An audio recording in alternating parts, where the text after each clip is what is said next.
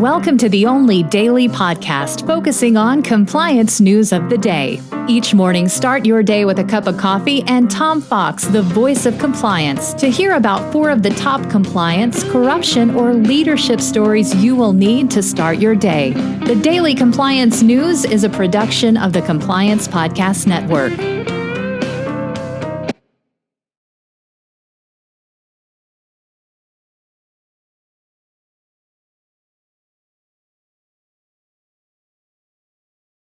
September 14, 2021, Varsity Blues goes to trial edition. And we begin with that story from Reuters as the jury hears of a sprawling U.S. college admissions fraud scheme.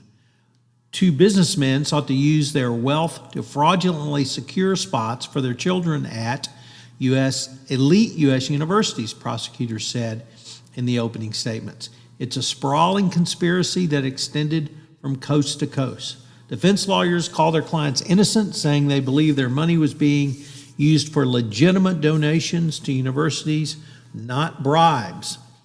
Giving money to a school to hope your kid gets in is not a crime, according to the defendant's lawyers. So we will see. Next up, in a very troubling article from the Wall Street Journal, Facebook says its rules apply to all except when they don't. A deep dive investigative report by the Wall Street Journal reveals a secret elite that are exempt from Facebook rules. A program known as X-Check has given millions of celebrities, politicians, and high-profile users special treatment, a privilege that many abuse. This article by Jeff Horowitz says that although Mark Zuckerberg has previously said publicly that there's equal footing on Facebook, it turns out the company has built a system that exempts high-profile users from some or even all of its rules. A program known as X-Check or Cross-Check was initially intended as a quality control measure, but today it shields millions of VIP users from the company's normal enforcement processes. So Facebook either can't or won't change its policies, and it's going to run into a government buzzsaw at some point. Next up, the Biden administration will name a privacy expert to the Federal Trade Commission. Alvaro Bedoya, an online privacy expert, has been nominated for a seat on the FTC, putting another critic of the tech industry in a key position to regulate the sector. He is a lawyer who studied the way new technologies can violate privacy. He's an author of a 2016 report which called for Congress to more closely regulate the use of facial recognition software by law enforcement. He was previously a top lawyer on the privacy subcommittee of the Senate Judiciary Committee. So Biden continues to name very interesting people to the FTC.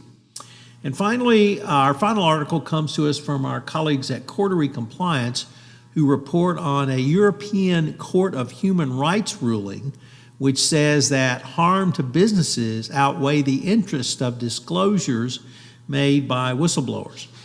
Now, of course, this is antithetical to the entire system of whistleblowing.